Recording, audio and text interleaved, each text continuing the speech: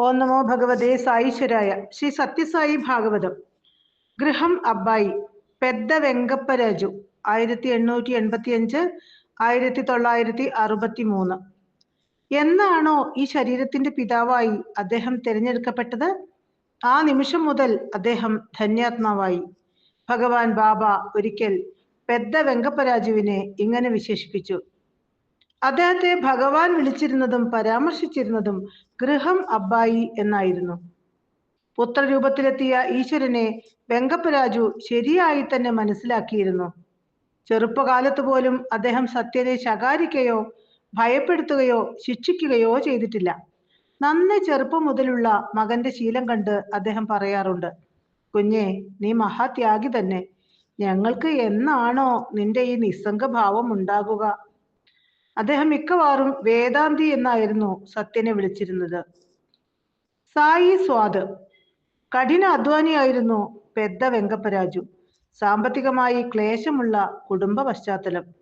കുറച്ചു പണമുണ്ടാക്കി അദ്ദേഹം വീടുകളിൽ നിന്ന് നാളികേരവും മറ്റും വാങ്ങി സമീപമുള്ള ഗ്രാമങ്ങളിലും പട്ടണത്തിലും കൊണ്ടുപോയി വിൽക്കും. അവിടെ നിന്നും പർത്തിയിൽ ഭക്തജനങ്ങൾക്ക് ആവശ്യമുള്ള സാധനങ്ങൾ വാങ്ങിക്കൊണ്ടുവന്ന് കൊടുക്കും. എല്ലാ ദിവസവും ബുക്കപട്ടണത്തിൽ പോയിട്ടാണ് ഇതെല്ലാം വാങ്ങുക. മുത്തച്ഛൻ കൊണ്ടമ്മരാജുവിന് വേണ്ടി സത്യൻ പൂരിയും കൂട്ടാനും ഉണ്ടാക്കും. പക്ഷേ മുത്തച്ഛനൊപ്പം അലക്കുകാർക്കും ബാർബർമാർക്കും കൂടി ബാലസായി പൂരി വിളമ്പും.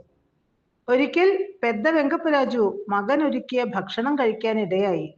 മകന്റെ കൈപ്പുണ്യം രുചിച്ച് അദ്ദേഹം വിസ്മയിച്ചു. വീട്ടിലെത്തിയ ഉടൻ തന്നെ ഈശ്വരാമ്പയോട് കാര്യങ്ങൾ വിവരിച്ചു. എന്നിട്ട് പറഞ്ഞു, എന്തുകൊണ്ട് സത്യൻ ഉണ്ടാക്കുന്നത് പോലെ സ്വാദിഷ്ടമായി ആഹാരം തയ്യാറാക്കിക്കൂടാ? ഏതായാലും പിറ്റേ ദിനം മുതൽ അദ്ദേഹത്തിന് സത്യൻ ഉണ്ടാക്കുന്ന ഭക്ഷണം പാത്രത്തിലാക്കി കൊടുത്തയക്കേണ്ടി വന്നു. അതോടെ വീട്ടുകാർ പരാതിയും പറഞ്ഞു. സത്യൻ നല്ല സ്വാദോടെ ആഹാരം ഉണ്ടാക്കുന്നതാ ഈ കുഴപ്പത്തിനൊക്കെ കാരണം. അവതാര പുരുഷന്റെ സ്വാദ് അറിഞ്ഞാൽ മറ്റെന്തിൽ രുചി തോന്നും? യാത്രാനുവാദം. ഒരു ദിവസം ധാരാളം ഭക്തന്മാർ വരാന്തയിൽ ഇരിക്കുന്നു. അഭിമുഖത്തിനായി തെരഞ്ഞെടുത്തവരാണവർ. പെദ്ദ വെങ്കപ്പരാജു വരാന്തയിലേക്ക് വന്നു ഭഗവാനെ വിളിച്ചു. സ്വാമി, സ്വാമി, എനിക്കൊരു 2 മിനിറ്റ് തരുമോ? ഭഗവാൻ സമീപം ചെന്നു. പിന്നെ മെല്ലെ പറഞ്ഞു, ആദ്യം ഈ ഭക്തന്മാരോട് സംസാരിക്കട്ടെ, അതിനുശേഷമാകാം.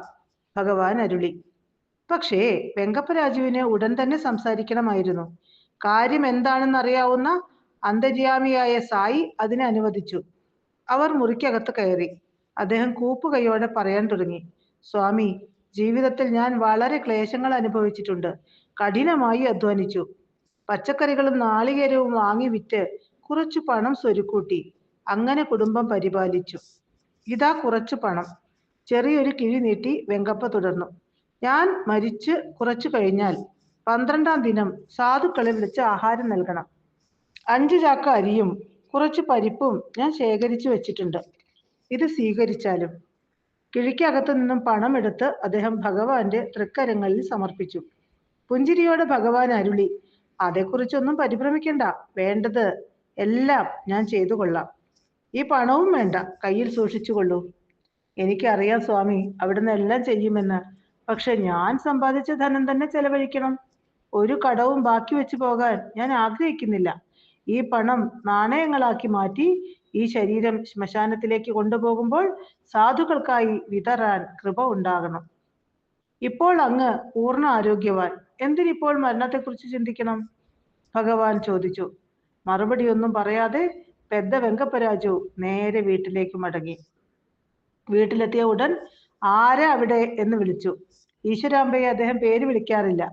ഇങ്ങനെ എന്തെങ്കിലുമൊക്കെ ശബ്ദമുണ്ടാക്കി തന്റെ സാന്നിധ്യം അറിയിക്കും. ഈശ്വരാമ്പ പുറത്തേക്ക് വന്ന് വിളിച്ചത് എന്തിനെന്ന് തിരക്കി. കുറച്ചു ജലം കൊണ്ടുവരൂ, അദ്ദേഹം ആവശ്യപ്പെട്ടു. ഈശ്വരാമ്പ ജലം കൊണ്ടുവന്ന് കൊടുത്തു. അത് വാങ്ങി കുടിച്ച് നീണ്ടു നിവർന്ന് കിടന്ന് വളരെ ശാന്തമായി അനായാസമായി ആ മഹാസുഗതി ശരീരം ഉപേക്ഷിച്ചു. ഭഗവാൻ പിന്നീട് ഇങ്ങനെ അരുളി. ഒരു നിമിഷം പോലും ഏതെങ്കിലും തരത്തിലുള്ള ക്ലേശം അദ്ദേഹം അനുഭവിച്ചില്ല. എന്നെ ദർശിച്ച ശേഷം നേരെ വീട്ടിലേക്ക് നടന്നുപോയി ശാന്തമായി കിടന്നു. അവസാന ശ്വാസവും എടുത്തു. പുണ്യ പരിഭാഗത്താലാണ്, ഈശ്വര കൃപയാലാണ് ഇത്തരം അന്ത്യയാത്രകൾ സംഭവിക്കുക. വൈകുണ്ഠവാസികൾ ഒരിക്കൽ സ്വാമി പ്രസംഗമധ്യേ പറഞ്ഞു.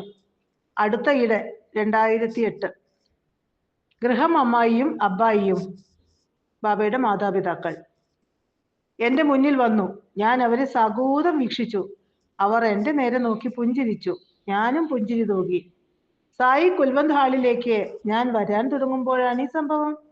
എന്റെ മുറിയിൽ കിടക്കുന്ന സത്യജിത്തും അവരെ കണ്ടിട്ടുണ്ട്. ഇരുവരും മഞ്ഞ നിറമുള്ള വസ്ത്രം ധരിച്ചിരിക്കുന്നു. മഞ്ഞ നിറം ബ്രഹ്മതത്വത്തെ പ്രതിനിധാനം ചെയ്യുന്നു. ഈ ശരീരത്തിന് കാരണഭൂതരായ മാതാപിതാക്കൾ ദിവ്യർ തന്നെ. ഇരുവരും ഇപ്പോൾ വൈകുണ്ഠവാസികളായിരിക്കുന്നു. ശരീരം പോയാലും തീവ്രമായ ഭക്തിയാൽ അവരിപ്പോഴും സ്വാമിയെ സേവിക്കുന്നു. ഓം തത്സത്ത്.